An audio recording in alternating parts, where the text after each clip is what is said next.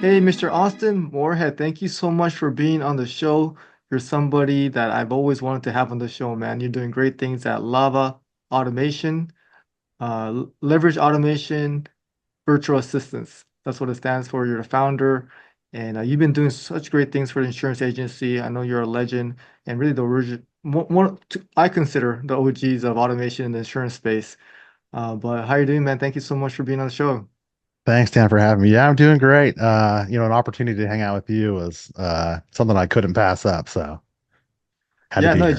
it just happened that we were at the same conference there at the AAC conference and we ran into each other. So that was great. Crazy how social media works, right? Yeah, almost as if we're friends. We'd never met before. And it's like I knew you from a mile away. It's like, oh, there's Dan. Same with you. Yeah. Yeah, so why don't we tell the audience a little bit about Lava Automation and then kind of want to dig into your story there, but you're doing great things for some really successful agencies and I think this is a tough choice, automation or virtual assistant. Where do we start first? But we'll definitely get into both of them. But yeah, share with us a little bit what your company does for agents. Yeah, so currently we manage about 1.2 billion in premium with a B across the country in a marketing capacity, meaning we have set up their CRM account, things like Agency Zoom, Insured Mind, Keep, Ontraport, Pipedrive, Hubstaff, and people come to us and they want kind of an end-to-end solution for their marketing campaigns or their workflow campaigns is probably a more appropriate term for it. Like lead comes in, what do you say? You're missing some information, what do you say? You're waiting on decisions, what do you say? You close it, what does your onboarding experience look like? And so we give them the game plan that we've now been, looking at about $1.2 billion a year in sales goes through. And we've learned more things than anyone could learn in a single lifetime because we have so many clients and accounts that gives us just a different perspective. So that's product number one is it will manage your CRM. We'll do all the backend integrations. And then the next product is our virtual assistants in the Philippines, and it might be the bigger side of the company, and we probably should lead with that conversation. But I geek out on the automation. It's like a puzzle that you always have something to solve, and if you enjoy kind of solving puzzles, it's like a career for anybody that's into that. But the VA side of the house, we have about 300 employees in the Philippines that help our insurance agencies with telemarketing, receptionist work, data management, CRM development, uh, and really basically anything that doesn't require a license. So it's like, man, I got a bunch of work over here that I could let somebody log into. That's what a VA is here for. Um, and so we've got VAs kind of all over the place. Looking to grow that side of the house as well. Well, yeah, you pretty much grown it to 300 staff members, but yeah, I think you were telling me a little bit too how fast that has grown. Yeah, in the last year we've doubled, and we've pretty much been doubling, year after year since we've opened up. I mean, the first year kind of sets the trend, and then it's it's kind of like trying to steer a rocket ship. It's going to take off without you. When I first started creating the business, I already had the end in mind, meaning I didn't always want to be the face and the name of the company. But for me to get the momentum necessary, I really had to put myself out there, and I still kind of do. But like long term, I wanted the company to be more than just me. And so I'm always kind of like making active steps and strides to have the company kind of work beyond me. Getting my team out there, getting my team into certain situations where it's not me doing it. And today, when you come through, it's not common that you would talk to me. I mean, we've got 300 staff, and in the States, we're 12. And, we've got really cool people that have really done most of the work. And I shouldn't be taking any of the credit. They're the ones, they're the rock stars that, keep the engine running. Um, how do you delegate and how do you constantly be looking to, offload some of that stuff? And anyways, yeah, good team. Yeah, incredible team too. And share some videos on Facebook where I've seen you, you know, meeting with your and taking care of your staff members in the Philippines. And it's just the smiles I see on them. I could just tell that you really take care of them and you're not only creating a business but really making a difference. And that's something that was yeah, really inspiring to see, you know. One of the things I'm most proud about is I think currently I have five of my, of the 300, only a handful work for me. But of that group, currently have five of them that are getting their master's degree, and we're, honing up the money for that. And that's something I'm really proud of, actually. Nice, You yeah, pour definitely. back in someone's education. It's changing their lives. you know. But yeah, so you're here now, but tell us how you even got started in the insurance business. Were you an agent before? Were you always in automation? Were you, like, did you always like, did you study international business? Like, how did you end up being in this profession and having this Ah, business? I love the story. Yeah, right out of high school, I joined the military and I kind of bounced between military contracting and government work until about 2014. My wife got pregnant and it was like, what are we doing living in Kuwait at the time? We Mm, probably need to get back to our families, get that infrastructure in place. We're about to have a kid. So in 2014, I moved home and a good friend of mine, she was currently at the time an independent agent. She goes, "Hey, you should go look at State Farm. They got a great opportunity." And I don't know why the light bulb didn't click on. Why is an independent agent telling me to go to State Farm? But it didn't. So I went to mm, State Farm, became an agent, and you go through their whole aspirant program or their intern program.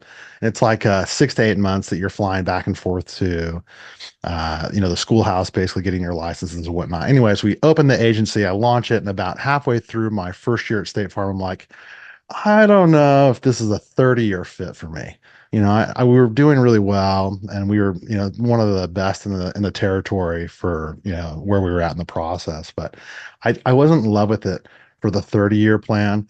Some of the mm, things I didn't like were, we couldn't use any technology outside of what they provided for us. That killed me.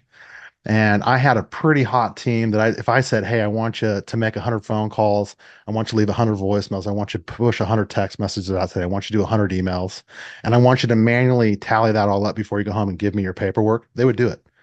And then about 8 months in, every single 8 months, you're watching someone burn out and go. I'm like, man. mm, And so I started kind of this investigation of looking at like technology out there.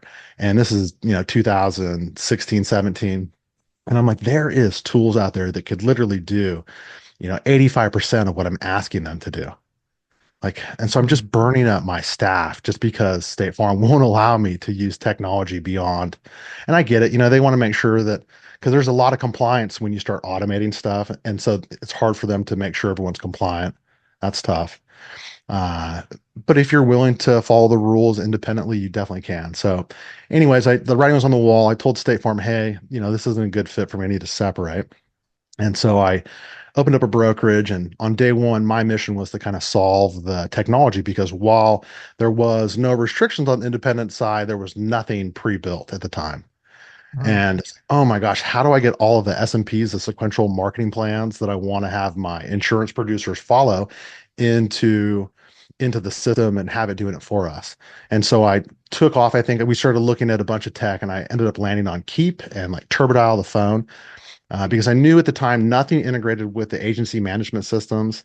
And so I was like, well, okay, what else can we integrate? Well, let's get the CRM, let's get the phone to integrate, because at least we can speed those two pieces up.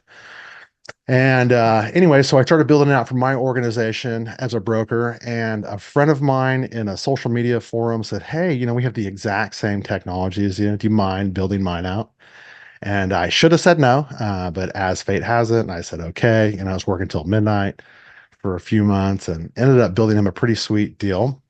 And they were an $8 million agency. This is like the end of 2018, like September, November of 2018 when we finished it. And I think they officially went live like February of 2019. They were an $8 million agency doing about $1 million a year in production. That very next year, they did 7 million in new business production. wow. Crazy, right? So it's like, oh my gosh, we have something here. And at the time, this is, that my very first build, the only part of the process that we had built was the pre-sale experience. So like new lead to sold. We didn't have onboarding, we didn't have service, we didn't have renewals. And so they just flew out the gate, with the stuff. And we had a lot of their team, and this was with, I think, 70% of their team was 1099s, and they were boo-hooing it, saying, "Oh, Mm. that's not going to work. Oh, it's not going to work." But 6 months into it, they had a couple W-2s to start doing 100,000 in monthly personalized premium. And we're like, "Oh, okay. So you guys are boneheads because you're going to boo-hoo it. You're not going to give it a try." But these W-2s that don't have any say, they come to work and we tell them kind of, what to do during the day. They're hitting $100,000 a month in personalized premium. Like, get out of here. Anyways, and so the 1099 saw this and then they got on board finally. And so that agency in 4.5 years went from 8 million to like 45 million in 4.5 years. and they sold, I think 4 million along the way. So they'd be over 50 million in like 4.5 years. Crazy. And anyways, and so I had a real strong look at myself and was talking with my wife, and I was like, man, this is what I love. I love, building the automation. And so I got out of the brokerage, and then I think it was September of 19. So we just had our 5 year anniversary. I left the agency side and I became a vendor. And I was picking up 4 or 5 automation accounts at the time, and internally I was using Filipinos to help me with the building from just internally. And then that same first client that had that early success goes, "Hey, do you think maybe you could get me a few to help with quoting?" And it was just, again, fate takes over. And Hmm. so it was never really the plan. And I think we started off that first year, maybe we had 20 or 30 virtual assistants, and here we are, 5 years later, and we've got 300. Um, I guess that's kind of the story for the most part. I mean, sure, there's a lot of little details in there. We slowly started adding staff, but for like the first year or two, it was pretty much me. And I think like most startups, I was working 15-hour days, 6, 7 days a week, not making excuses. I had a UK account, and so I would get up at 3 in the morning to meet them Oh boy. because, I think my good buddy Daniel Sung always says there was more pay, or there was more months left at the end of the paycheck. And so it's like, what are you going to do? You're just going to make excuses, or you're going to get to work. And so I would take on accounts that had me getting to work at 3 in the morning. I don't have to do it anymore. There was a Yeah, time and a place. definitely earned your yeah, paid your dues there. Well, yeah, well, thank you for your service, first of all. Yeah. So But thanks for that paying your is taxes. yeah. But that is just amazing story. And I always look at automation as like building a machine. That it's just a game changer. And having an agency that kind of got already up to 8 million without it, I could kind of see how you could take it to a whole nother level and that's funny how back then you almost had to get people's buy-ins to like actually use it. Imagine that these days, like people who can't like, work without it. But back then you kind of had to convince people to use automation, I Yeah. bet. There's still some legacy agencies out there on file cabinets. Mm. Like it's shocking. In fact, I think we were at a conference last week and only like 15% had a CRM of the 400 agencies that were there. Wow. Yeah, the dinosaur age is still out there. It's very much alive. That also means that there's more opportunity for growth for your service. I think Yeah. what you offer is critical. I mean, I just look at it as like, okay, well, doesn't call out, doesn't have any bad days or good days. It just consistently sends out messages and does its Even on job. holidays. Sometimes I'm like, oh, come on, it's a holiday. Don't send them. Yeah. Like, I wish you would stop working sometime. Yeah. Yeah, yeah, that definitely happens. We've had to come up with like some CRMs weren't designed to work with holidays in mind, and you'd have to go on some clever little tips and tricks to kind of turn off the SMSs on the holidays. The emails going out on the holidays not a big deal, but a text on Christmas, yeah, Yeah. some heads are The, going to roll over that. the CRM just thinks it's just any other Thursday. Yeah. Um, wow. Geez, so the VAs, so do you hire them for the agents, so it's technically the agents directly, or I know how there's different VA companies that kind of like it's like yours, but then like, they pay you, or how does that work for you guys? Yeah, so I personally own both companies in the US and in the Philippines. And I have a partner over there, but I have the majority control. I own like 99% and she owns 8%. A big concern for mine was security, protecting the clients, and not allowing a third party to interject into the relationship that the US side made with the US client. And so, securing that business took a long time. It took me about 18 months to actually Hmm. get the business in my name. Um, and today we recruit about 4,000 applicants a month. Yeah. 4,000 a month. You showed me Yeah. the campaign. Tough It was campaign, yeah. it was a gnarly one. Yeah, actually was just meeting with my media guy earlier. We do like specialty, hires too. Like some guy came to us and said, "Hey, could you get me this Magento shopping cart programmer?" Like some kid who writes code for Magento. It's like, what's Magento? We find them though. We find them. I mean, with the the right ads and outreach and community relationships, we can find these gems that have these very specialty niche skills. Sometimes it takes a month or two, but at the end of the day, you're going to end up paying them, a third or a fifth what you might in the U.S. for it. So it's usually worth the wait if you need a specialty hire.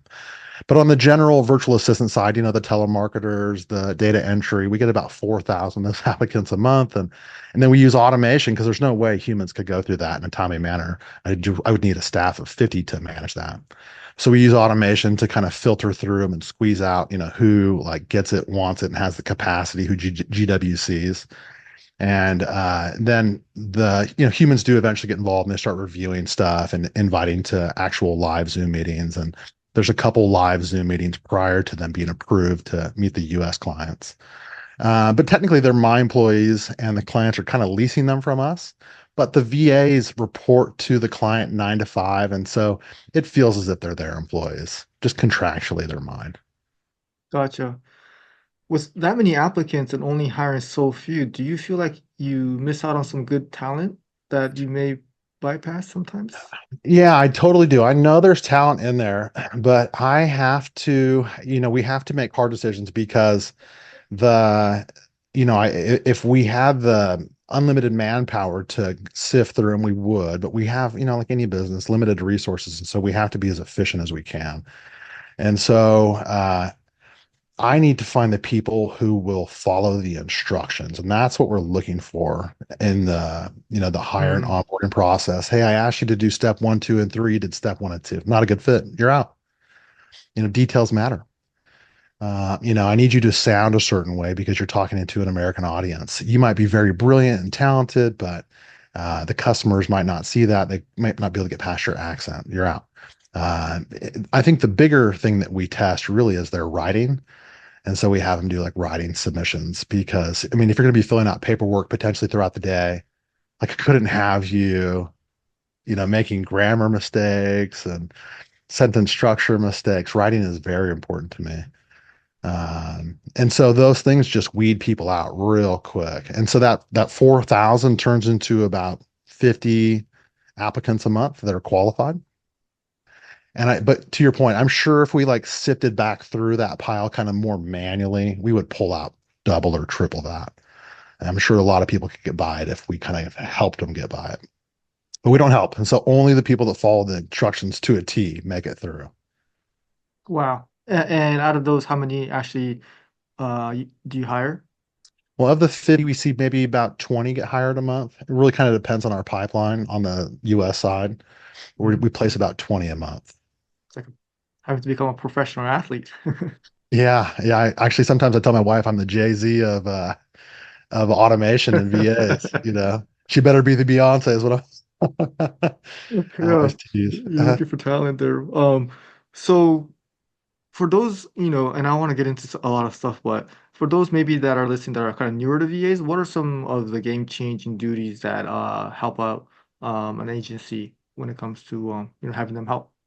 First, I want people to have this epiphany. If you have this epiphany, then you'll be fine. And it's letting the CFO be in charge for a few minutes. If you can get a task done for 1/3 the cost, you have to. You have to. And a lot of people struggle with that. They're like, oh no, I can't, rearrange. I couldn't get on Zoom and train. You're right. If you keep telling yourself all these things you can't do and you fight for your limitations, you will keep your limitations. And so you need to have this epiphany. If I can Mm, get the task done for 1/3 the cost, I will. But sometimes it requires training on your part. And so getting past that, like, oh, I just couldn't, I just can't stuff is really the problem here. mm, But yeah, so we see virtual assistants in telemarketing. They can pick up the phone and they can grind leads for you. That's something that we always want to pass. They can move data from point A to point B, and that's a good thing to do if you don't have a zap in the middle, maybe, or you can't program any API code. We see them, preparing quotes on the independent side.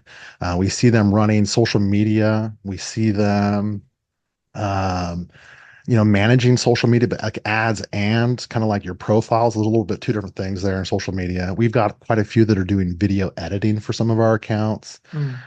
Some of our larger agencies have like this whole marketing wing of their company where they'll create a bunch of ton of raw content, but then who's going to go render it and edit it and make it look fun and turn it into 15 different pieces? And so we have VAs that do that. Um, More recently, in the last few years, we started adding a bunch of programmers to one of my VoIP companies and like really talented kids. They're doing like Laravel and PHP and Java, like very complex programming. But for a virtual assistant in that capacity, you still need probably an American supervisor that understands programming. If you didn't understand programming, you probably couldn't hire a programming VA.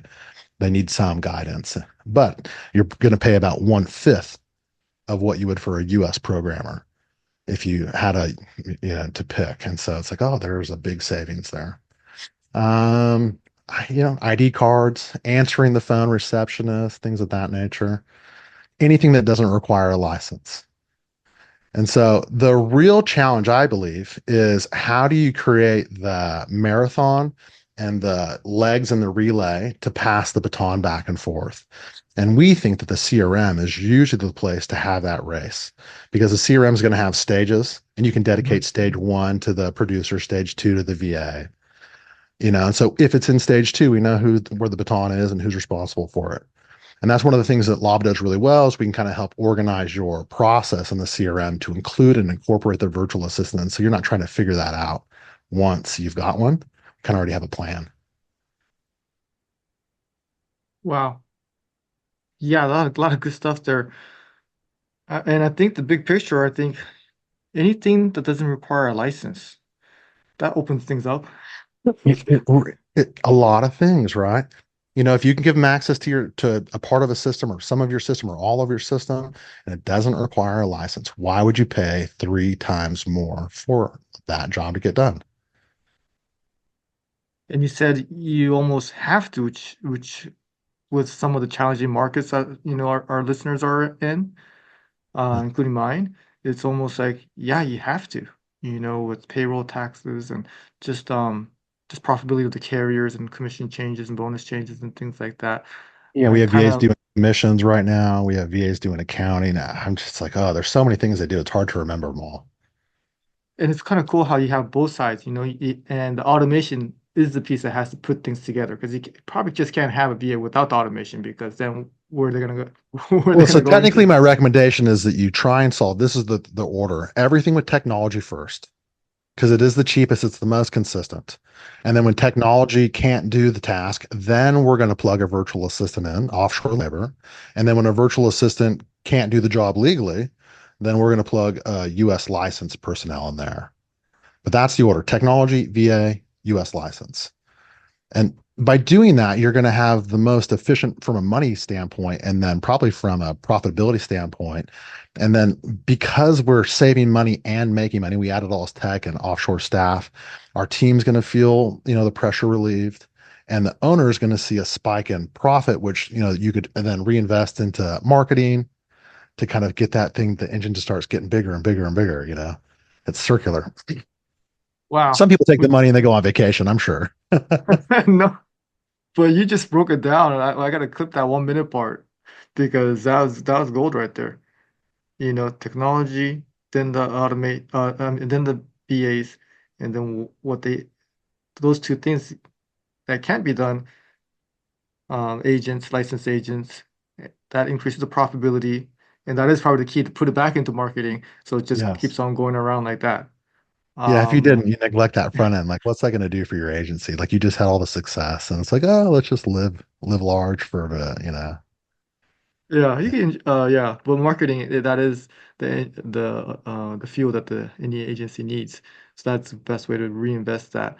And I also like that there's more the duties are more specialized, like, okay, the VAs, you do this stage of the funnel. It's like sometimes, agency owners, you kind of have one person doing everything, but you Yeah, just kind of can't specialize or master that part of the stage of that craft. And if you're a telemarketer, you got to be really good at telemarketing, but you can't call your own leads and, like, or onboard people that, and just I think it's good to have separation of duties. So I think the automation systems and having different people helping you kind of helps you with that too, and people get better. And like you said, the producers enjoy their job more because there's less of what they don't want to do is getting involved, and they get to focus on what they are good at, which Which is is probably acquiring helping license. people, right? For them, it's helping, their clients, get the right coverage, have those conversations, not feeling rushed potentially to have some of those, deep conversations about, what it is to be covered properly. But if you're always kind of under the gun to move because you got 50 other tasks to get the one task through the finish line, it's like,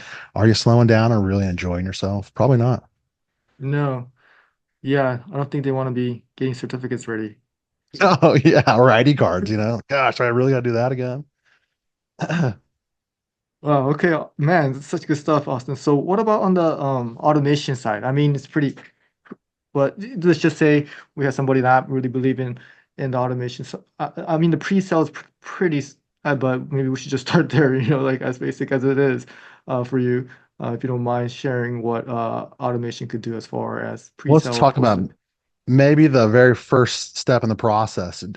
Let's assume you have a website with a short form intake form, like a first name, last name, email, phone number, and permission to text, because you need that now.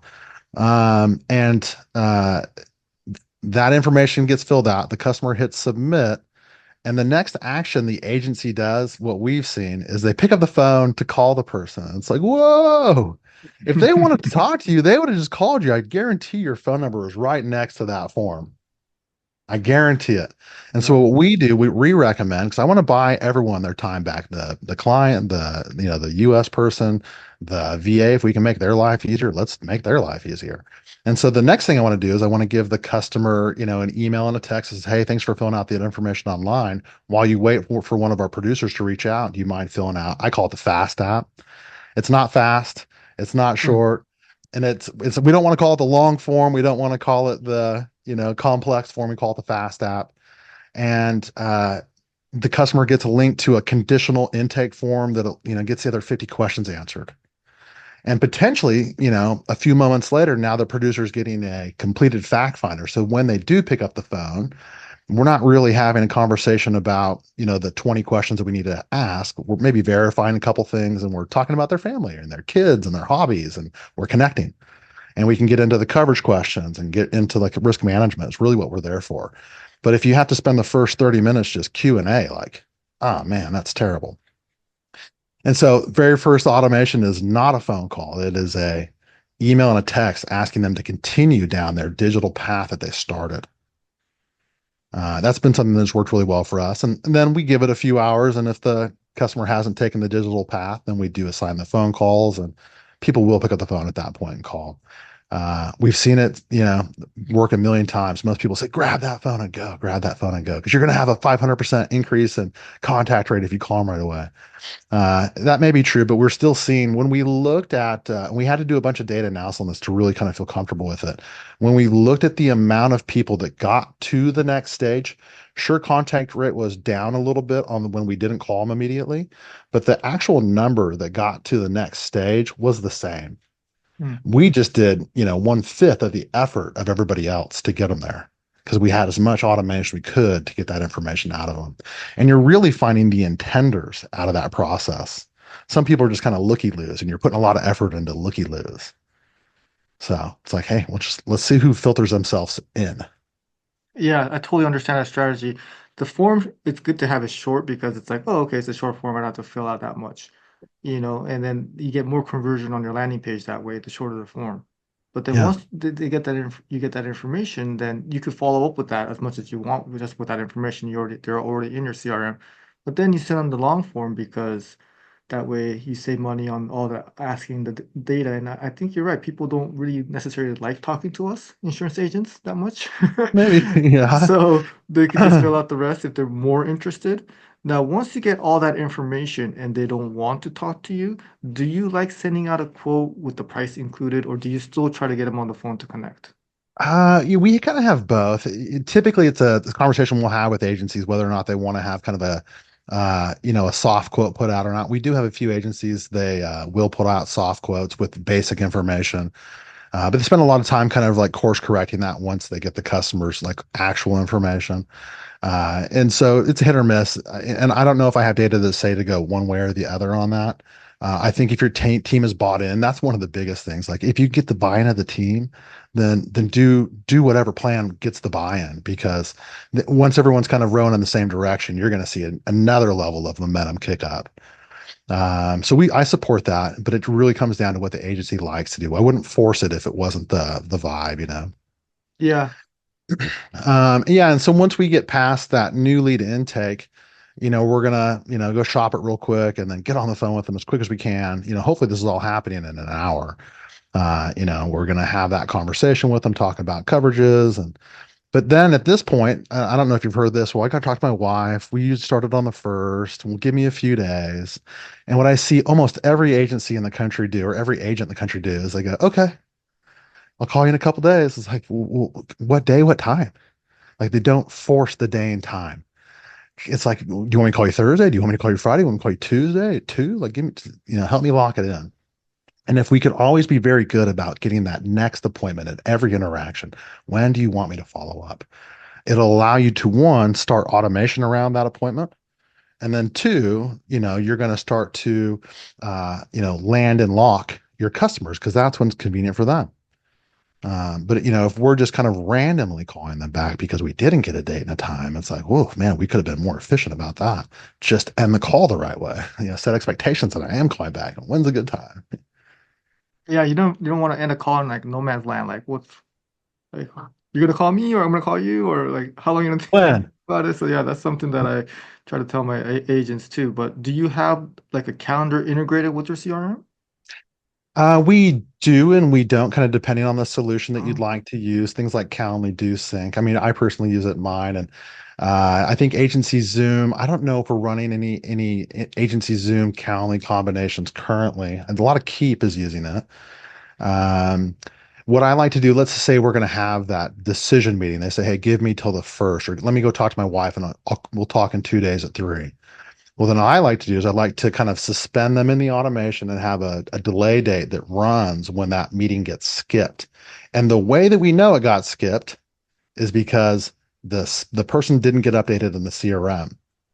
mm, Because if they got updated in the CRM, they wouldn't be in that automation anymore. mm-hmm. And there's a couple benefits from this. One, uh, it forces your agents, your team members, to use the CRM in real time, which we want to get everybody doing. If they're not using it in real time, then automations start to run that shouldn't run. And if that happens, you kind of learn the hard way. Customers respond back, hey, I thought we got through this. And so you get one of those emails as a producer, and you know pretty quick, hey, I need to be updating this CRM. So I'm forcing the behavior of the team members to be, in the tool. But then, hypothetically, let's say the meeting did get missed, and if we have the automation based off of the date of the appointment, well, then we can just start running the missed appointment automation, kind of two birds, one stone. Hey, it looks like we missed. When can we get back on and use the tool to rebook? Oh, the customer reply back to that. Oh, my bad, I forgot. Can we talk tomorrow at 1? Yeah, let me get you scheduled. Nice. I think you touched on something there that I want to share with everybody too, that the compliance of your staff members using it, that is so key. I think as a manager, that's almost like my job. Like, did you update it? You It's like, update it, right? Did you update did it? you update it? Like, and if you don't, like, well, I'm not even gonna pay you commissions on it because it's like that's that serious. Like, you have to update our I CRM. love that you say that. Oh my gosh, we shouldn't pay. It's like honor the tool because I'll tell you, correct data is going to win 99 times out of 100. Just keeping it organized is going to have you Yeah, win. if a So producer how says do you like, guys do it? I'm curious. How do you create that accountability in your agency? Is it well, a someone daily says, oh, meeting? Is it a weekly meeting? well, yeah, if they say I quoted it, it's like, well, if it's not in there, it's like it didn't exist. Yeah, we could Yeah. look at the call recording, but if you didn't upload it, if you didn't update it, a couple times did they lose sales by that, and I just give credit to whoever just started the quote over and just took over that quote and sell it. I'm just gonna give the credit to someone, the person who closed it, because that Yep. person didn't follow the protocol. Every conversation there should be notes, and it should have been a different sales stage. Like it's so. And other than that, it's just yeah, in the beginning it took a little bit of work, but I think the beauty of it is that it truly works. So any like you said, those W2 agents that were using it that were doing good. I mean, any producer that wants to make money, commission, is going to see the power of it, and they're not gonna. really go against what's working, you know. So it's not too hard, but I think in the beginning it does require a little bit of just looking at the data and see who's updating. Like, hey, like, how can you only do 5 quotes yesterday? And just looking Yeah. at things, and seeing some outliers, and it does require some attention. But I feel like as managers, that's like one of the most important jobs now. And so we're looking at the data, seeing where things are at. So one of the things I like to do is I like to have a weekly meeting every Wednesday, 9 to 10. And the only thing we're doing during this meeting is looking at every single opportunity in every stage. Mm, Why is it here is the question for every single one of them. And then the producer needs to know exactly why it's there and why it's still there. And doing this audit, and I'll catch seasoned agencies forgetting to do this. Cards will sit in the wrong stage for weeks, months. Like, wait a second, that should have been moved to a new automation a long time ago. And if you do this weekly audit, a couple things come out of it. One, the opportunities are always in the correct automation, without exception, because you will have enough time to get through them all. And then two, it actually opens up an opportunity for a sales leader to kind of come in and explain maybe you chose stage two and you should have chose stage three, and here's why. And you can maybe expand their mind on how to frame the ending of the call to set up the third stage versus the second stage. mm. And so I like the auditing because it creates dialogue about how to use the tool more effectively and keeps it clean at the same time. Yeah, that's great. Yeah, It's all service. pipeline review. I think there's a training opportunity there too. I think it's important for the staff member to understand how things work too. You know, like actually review what type of messages get sent out. You know, so Yeah. if it goes on this stage, then this is what happens. So they kind of see it. You're almost like a better teammate with the automation system rather than you Yeah. saying one thing and automation saying different things. So I've been very happy with my teammates. I mean, my team just being bought into how great it is and giving me feedback too. And that's really what I want too. Is like, hey, I put in this stage, but then they got this message, or like, this language, or something is not working right. It's really important for me for them to give me feedback too. To Maybe you update know, the automation. hmm Yeah, so there's a couple things. I used to I still to this day, I'm always cautioning agency owners and managers to not get caught up in the onesies and twosies. And so it's like, oh, we had a customer, respond back kind of poorly. Well, I've had customers respond poorly when I'm doing it right manually. And so, what does the majority of the opportunities say? And we will always use automation to solve and serve the majority. And so if hopefully it's never a 51-49, but onesies and twosies getting upset that you reached out one too many times, but the other 98 were okay with it and you were able to be successful with those shouldn't, dictate the change. And so we see like younger agencies that are like, oh, they get kind of nervous if they get someone saying, take me out of your drips. Yeah, that No. happened to us too. Like one person complained, like, "Hey, stop asking me to review you guys." We're like, "Well, let's calm down because we have thousands of reviews now thanks to the system. So just one person, we just take them off the campaign. So sorry, and let's not Yeah. change it for everybody just because And, one and, person." the clients, they can unsub and they can opt out. They have those rights. We want to respect those. It's very important. But we shouldn't let the onesies and twosies drive the campaigns for the overall customer base is kind of the takeaway. And then in some of the earlier days of this, we started building reports because that same agency and all of our agencies, quite frankly, were having such good success. It's like I needed to be able to prove it um, beyond anecdotally. Oh yeah, they went from 1 to 7. Well, most people are like, well, is it the leads? Is it the people? Is it the management? Well, yeah, it's those things too.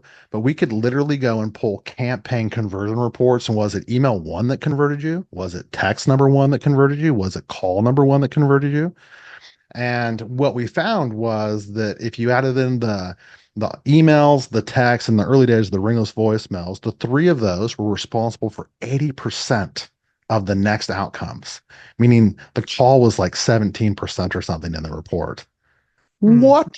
We don't need people anymore. Just use the automation. I kind of kid, but 80% of the conversions were due to the automations. And so we had to go look a little bit deeper, and it's like, okay, but where are they going to? A conversion could be negative, right?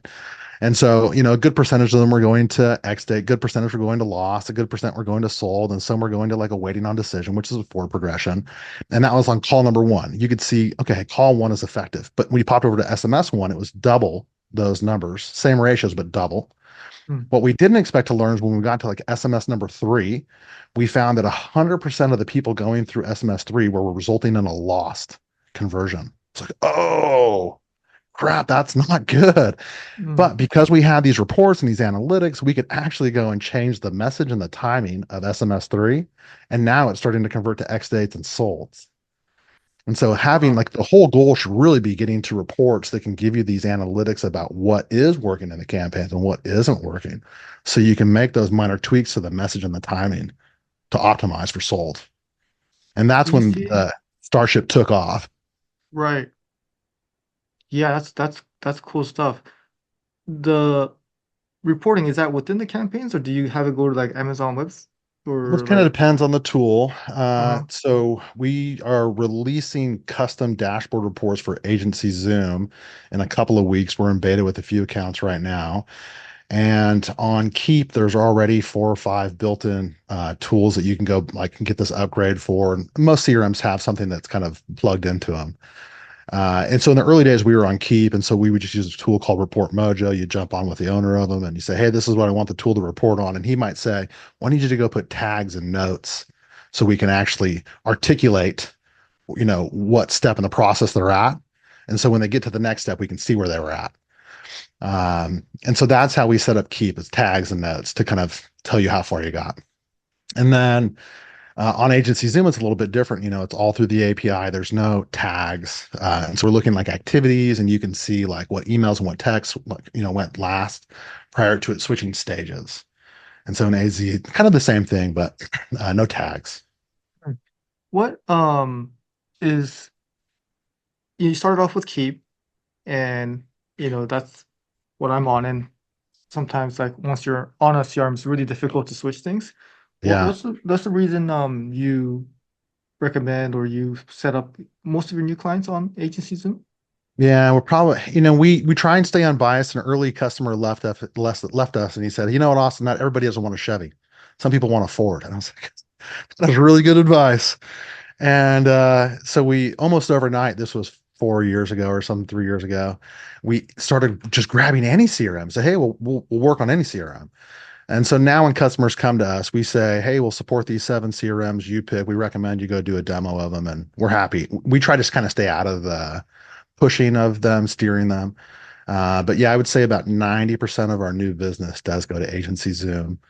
I'm assuming that just a really strong community around it. And then maybe if I was reading a little bit deeper into it, why AZ or Insured Mind versus Keep? I think the reasons are there's some integrations with AMSs, but more importantly, like they've got built-in insurance-based fields, carriers, policies, things like that. That so when you're selling a policy, you can say, hey, what the premium was. So they got premium fields, and so I think people just like systems that were kind of designed for their industry now.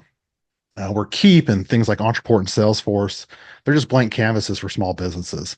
You can do whatever your heart desires, but you got to do it. And so I think some people just like to start with a leg up. Gotcha. That makes sense. Yeah, just there are custom fields, but yeah. But also the community part's big, So another agent's using it and they know it's working for them. They can kind of share ideas, things like that. Who do you share ideas with, like as when it comes to like, you got some cool stuff coming up and like, you're building things to get the agency's perspective. Like, how do you come up with like stuff you're working on with the reporting thing and the phone systems and stuff like that?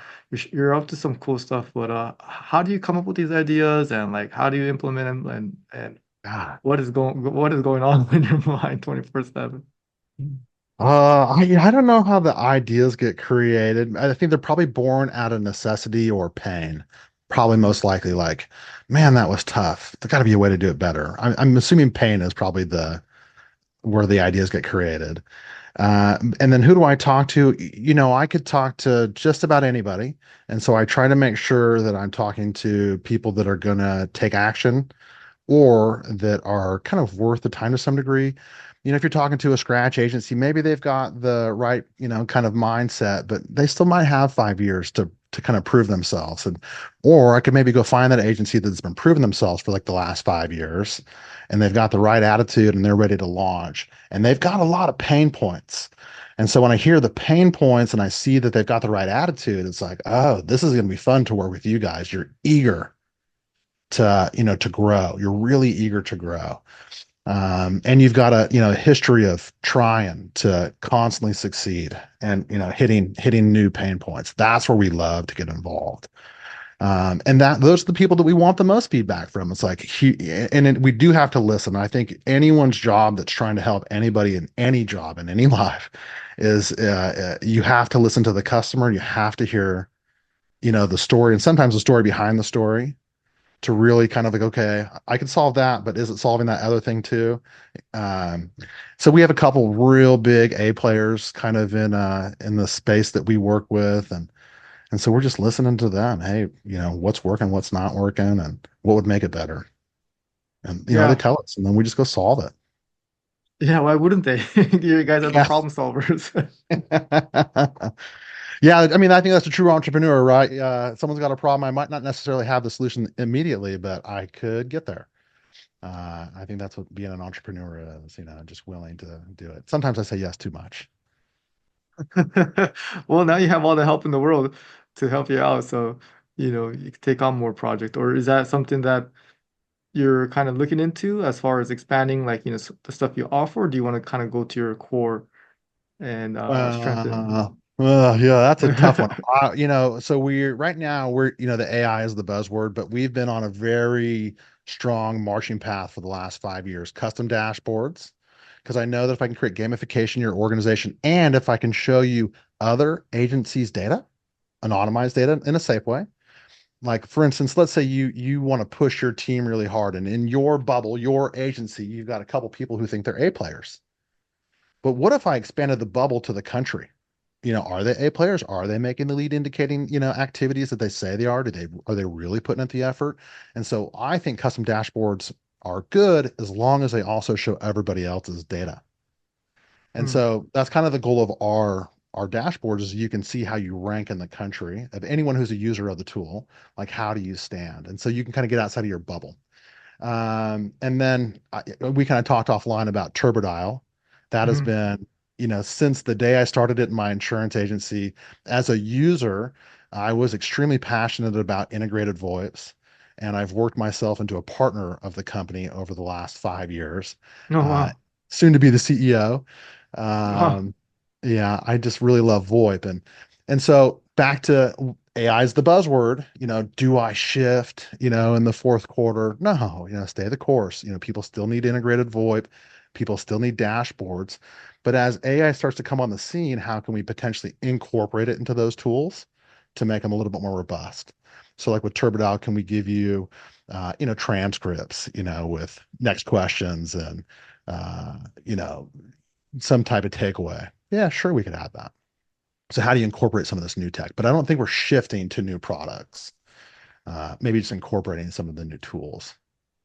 Well, that's exciting because I'm a customer. Love that tool. Love that tool. Yeah.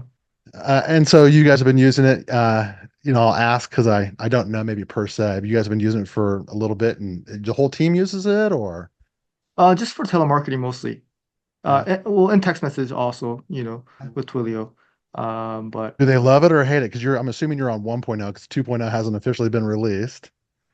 yeah, no, we love it. Yeah. You know, yeah, that definitely gets the job done. Yeah. It's it's really easy to. We have the power dialer too. Yeah. And yeah, we go through those lists pretty easily, and then it once things get updated on Keep, then it updates turbo dialer. So yeah, Are you using the little call buckets in TurboDial? Do you use those mhm, green buckets on there? mhm. That was my idea. Oh yeah. Yeah, that was my idea. And so, for example, you've got 15 people in, need to get contacted, 15 people in quote sent. And I just want to, as a producer, get my mind ready to have that conversation. And so I want to load up everybody that needs to be contacted still. And so I know if anyone answers the phone, that's the conversation I'm having. And so that's what created those buckets. How do we get people into organized conversation groups? And nice. I'm happy to hear that you guys use Yeah, that. that's brilliant. That's that's totally right because if you're like, okay, I'm gonna call all brand new leads, or I'm gonna call old leads, or I'm gonna call people that have been quoted before, it just puts in the right mindset, and every call is the same. And then you could drop the voicemails with the same context too, Yeah. you know? So, Save you a minute per call, right? So you get to yeah, the voicemail, you just push a button and you're out. So cool. yeah. That was your idea, huh? So now I'm excited to see what you're up to next Yeah, with your we're trying to strategy. bring that to AZ with a little bit of heat. And so I call those call buckets. And so in Agency Zoom with TurboDial 2.0, you can grab any stage and you can grab multiple stages to make a bucket, or you can grab a task title plus a stage to make a bucket. You Mm. could make it exclusive to the owner, or you could make it a Shark Tank, meaning anybody could grab it. And so it's like, okay, how do you get the best of both worlds? Because Agency Zoom is a very nice CRM that you don't need to leave, like keep. Sometimes you needed to have TurboDial as the interface. But with Agency Zoom, it's a really good interface. It's really fun to use and it's pretty impactful. But there's like little things like call buckets. And so how do you find like the magic that's missing potentially when you add in the second tool like a telephone? And so that's what I've been kind of working on. User experience is a big deal to me. Can I count clicks? Can I save you a click somewhere in your process? Times that by 10,000 times a year. Like it makes a difference. Yeah, I think that is one of the good things about your experience of working with different CRMs. You can see like, oh, this is kind of cool that this one doesn't have, and you kind of see all They're picking different shiz. types of them, and you can make, try to make the best one out there by implementing some of the things that one is missing. Yeah, we'll have to maybe do a demo of that next week when we hop on. I'll show you behind the scenes. Yeah, no, I can't wait for that one, the Yeah. unrecorded version of our conversation, because it's just something that has really changed the game for my agency. Like my experience, not in that scale, but it's kind of similar to that. The $8 million agency just really blows up with all the tools there are. So, how could people find out more about you, Austin? I mean, well, probably maybe hard to reach you specifically, but your company, the website, and how can we get the audience to kind of learn more about you, Austin? Yeah, it's www.lavaautomation.com. And on there, you can book a demo and just jump on with us. Nice. Nice. Yeah. Anything else you want to share that excites you right now or that could help out agents? I think that you dropped so many knowledge. I could ask you 1,000 more questions. I love talking about this stuff because how much I believe in it. But anything that you want to I, share that we kind of I missed out on, you think? we see people going in 100 directions all the time when the reality is they've got enough built, right? You have a CRM, you've got some type of VoIP, you've got your campaigns figured out, and you get stuck like, oh, if I could get this one more tool. No, get your butt to work. That's my advice. Get your butt to work. Because we had agencies growing to 30 million in premium before this technology existed with elbow grease and spreadsheets. Just go put the work in now and then get the agency to the next level and then go look at the tools again. If you just get your head out of the clouds, get back into the office, it's always going to be something I tell everybody. It's time to get to work. Wow, that's powerful that you say that because sometimes, yeah, you're right. We could get into too dependent or looking for that silver bullet, Yeah, and figuring out the technology, although it helps tremendously, that it's nothing without people actually behind it putting in work. yeah, yeah. Thanks, Dan. I So appreciate you having me. no, yeah, you tied it all together right there at the end. Like, let's not forget about that part. Like, we actually still have to work. The machines could do a lot for us, and VAs could do a lot for us. But we're the ones who have to come up with the plans, strategize, put the resources in the right places, and the more you put in your business, the more you get out of it. So, yeah, thank you, Austin, for all the value that you brought. I'm really happy to be able to know you better now, because things are come up, and you're just such a power player in the industry and I'm really proud to be able to get to know you better now. So let me know if you need anything, and thank you for being on the show. Hopefully, we could do a part two.